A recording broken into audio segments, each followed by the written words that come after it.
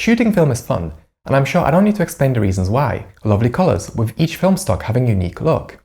The unpredictability of how your shot will look based on exposure, lighting, and how it's been scanned. The grain, the highlight roll-offs, the blooming, and the overall softness of the image. It's all very unique. Unfortunately though, the golden era of shooting film ended around COVID time.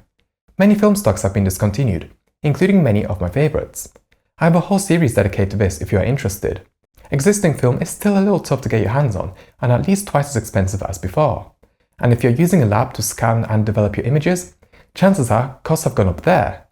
So I was certainly excited when Dehancer reached out to me to check out their suite of tools. Today, I will specifically be looking at Dehancer Desktop for photo manipulation, as well as the Premiere Pro plugin for video. So let me tell you my thoughts. Dehancer does provide a Lightroom plugin. However, due to the way that Lightroom exports photographs for external programs, it means that your RAWs get turned into TIFFs, which is not ideal. Hence why Dehancer Desktop is more preferable to use for most of your photo manipulation. By default, Dehancer has a lot of presets that you can use to quickly jump into your favorite film stock. Some film stocks have multiple presets based on a simulated print paper. Kodak 2383, for example, has cool shadows and warm highlights, while Fuji 3513 has more blues and greens. I find that the prints are the backbone to your images. They are what create a lot of the filmic look. On the right hand side, you can manually select the film stock and push and pull the exposure, which, like on real film, changes the characteristics of the colors and the fade. Film Developer is essentially the equivalent of the black, white and saturation slider on Lightroom. Film Compression is another essential tool, as this helps you to create the nice looking highlights that film has. This is like a dynamic range tool essentially. Expand also changes the white and black of the images. However, this tool does affect the colors of your image. Color Head is kind of like what you use on Negative Lab Pro or on a Frontier scanner. It changes the hue of your images, including within shadows and highlights. Film Grain is next, and this is one of the selling points of Dehancer, as it does a really nice job at simulating real film grain. You have preset options that you can choose from, though you can tweak each and every aspect of the grain to your liking. And yeah, its results are nice, especially when you get them looking like you'd like it to look. Halation is here. This is something that is quite difficult, or is very tedious to do yourself manually, so this will be a useful tool for some. I do like to add a tiny bit into my images, just to soften the edges a little bit. Bloom is one of those where I would say the presets are a bit too aggressive. I prefer to go into mask mode and tweak it per image, so you have bloom roll from a bright part of the image, such as the sky, onto the subject. Film Damage lets you add dust, hairs and scratches, really bringing me back to when I was scanning my own film at university and Jessups would scratch most of my film. Overscan lets you add a film gate to your image. This is more useful when we come to do the video stuff. And finally, we have Vignette, which is your standard affair, and the total output slider. While the presets do look great, and likewise you can really make your own look if you start from scratch, a fundamental problem I have is that the rolls of film that I'm very familiar with don't look all that accurate in Dehancer. Take Industrial 100, which is one of the film that you are able to choose in Dehancer.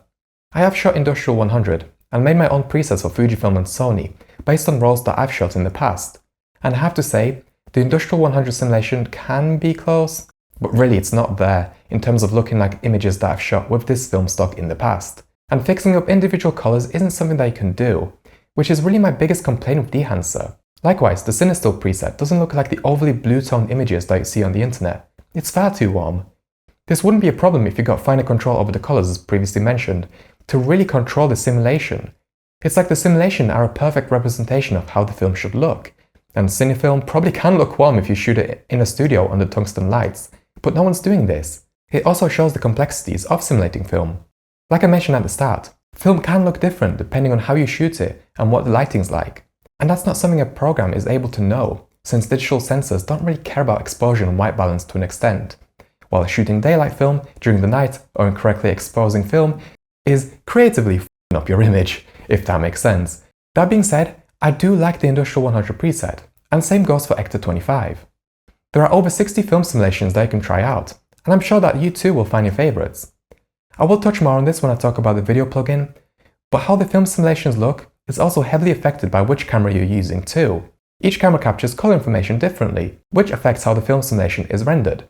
If you've shot Fujifilm RAW files and inserted them into Lightroom before, and was confused why the colors look completely different than a JPEG preview, it's kind of that. Also, I will say that a lot of the presets end up looking quite similar to one another, with slight differences between each one. In essence, most of what changes is the tint, highlight and shadow hue, and color temperature. That's why I think it's important for you to play around with filters and make them your own, or at least as much as you can without fine control over each color like on Lightroom, and you can choose how filmic you want the final output to be. Maybe you don't want any grain or imperfections, but just want a nice edit. Once that's done, you can save your edit as a preset and come back to it another time. You can also create snapshots of your edits, just like Lightroom. What you cannot do, however, is straighten an image. You can copy edits between images, but when you're inside the edit screen, you cannot use the left and right arrow keys to change between images. Also, while you can star images, I don't see a way to filter by edited. Dehancer Desktop is currently in beta, and I have had the program crash when it was downloading simulations, so I had to manually download them myself. I also had one random crash out of nowhere, but otherwise it has been stable. Although I have had an issue where if I right-click inside an image to paste my edits, the selections on the right-hand side stay as unchecked, which makes it difficult to see what edits I have done or haven't done. Next up is the Dehancer Premiere Pro plugin.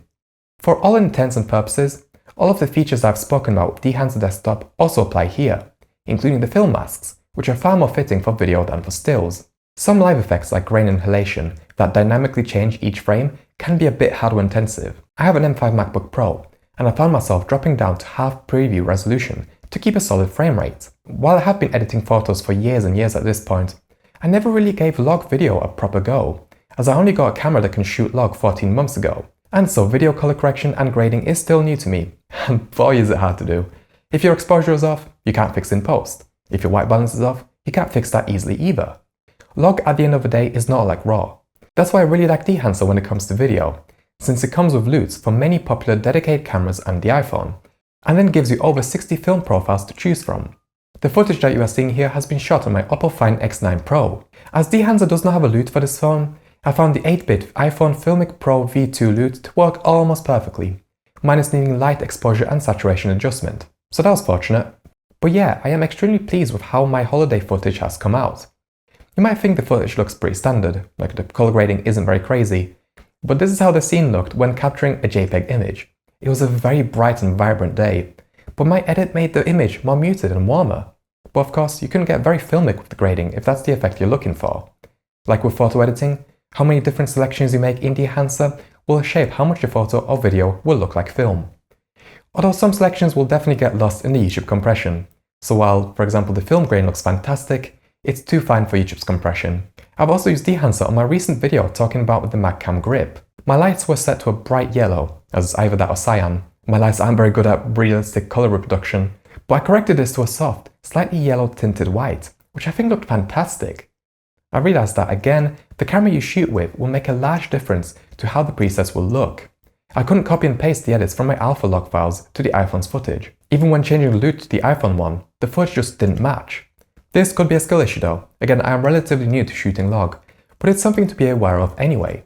Keep in mind that everything I've said is based on my own findings from using the tool across 3 videos, my recent holiday photos, and some test edits. So there certainly will be nuances that I haven't fully grasped or explained properly. That said, if you want to dive deeper, there are comprehensive user manuals for each plugin. Whether Dehancer software is worth it totally comes down to your own individual needs, and I hope that this video gives you a good sense of what Dehancer offers and whether it'd be useful for you. If it is, feel free to use the code PocketPixel for 10% off at checkout. You'll also be glad to know that as well as a subscription, you can buy the plugin outright. Thanks for watching!